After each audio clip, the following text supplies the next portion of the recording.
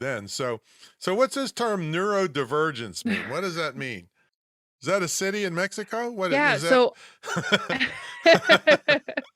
I feel like it would be pronounced, like, way better, like, Yeah. Neurodivergente or Yeah. Right. something, you know?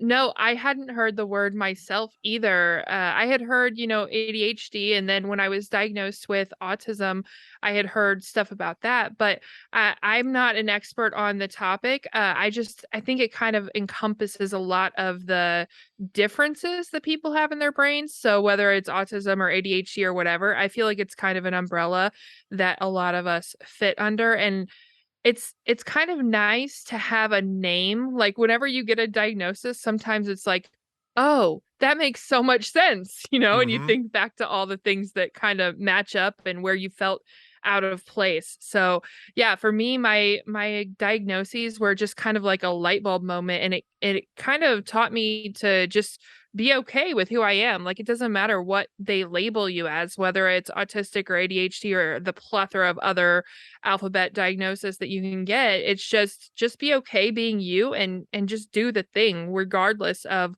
what might be working against you and kind of turn those differences into superpowers and things that work really well for you. Now, you write about now that's great advice for sure.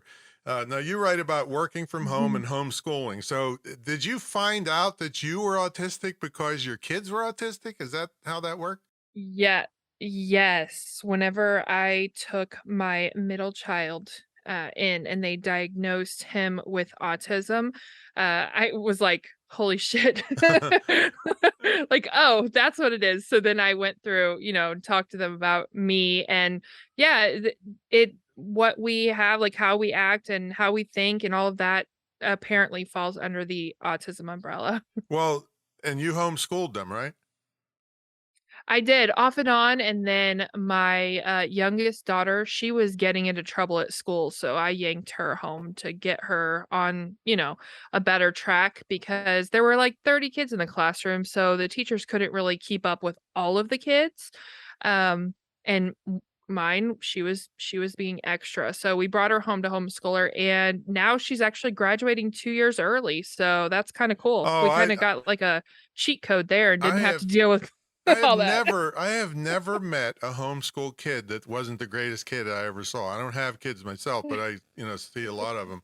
And yeah, it's wonderful because they can learn. But weren't you getting in trouble at school?